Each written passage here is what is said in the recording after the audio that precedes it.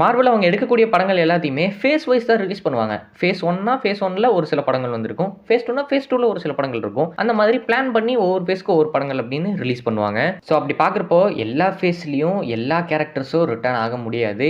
ஒவ்வொரு ஃபேஸ்க்குன்னு இம்பார்ட்டன்ட்டான கேரக்டர்ஸ் தான் வருவாங்க. அண்ட் ஒரு சில கேரக்டர்ஸ் 1, 2 ஃபேஸ் தொடர்ந்து வருவாங்க. அதுக்கப்புறமா காணாம போயிடுவாங்க. அப்படி இருந்தும் இதுவரைக்கும் வந்திருக்க அந்த 5 ஃபேஸ்லயுமே தொடர்ந்து வந்துட்டு இருக்கிறது 2 கேரக்டர்ஸ் தான். ஒன்று நம்ம லோக்கி அண்ட் இன்னொன்று நம்ம பக்கி. ஃபேஸ் 1ல Captain America the first Avenger படத்தில் பக்கி அப்பியர் ஆகியிருப்பாரு. அண்ட் அதை தொடர்ந்து லோக்கி வந்து பார்த்தீங்கன்னா தோர் படத்தில் ஃபேஸ் 1ல அப்பியர் ஆகியிருப்பாரு.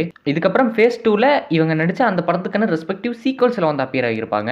பக்கி கேப்டன் அமெரிக்கா வின்டர் சோல்ஜரில் வந்திருப்பாரு. அண்ட் அதுக்கப்புறமா லோக்கி தோர் தி டார்க் வேர்ல்டு படத்தில் வந்திருப்பாரு. அண்ட் அதுக்கப்புறமா பக்கி வந்து பார்த்தீங்கன்னா ஃபேஸ் 3ல கேப்டன் அமெரிக்கா சிவில் வாரில் வந்திருப்பாரு. அதே ஃபேஸ் 3ல தோர் ராக்னராக் படத்தில் நம்ம லோக்கி திரும்பவும் அப்பியர் ஆகியிருப்பாரு.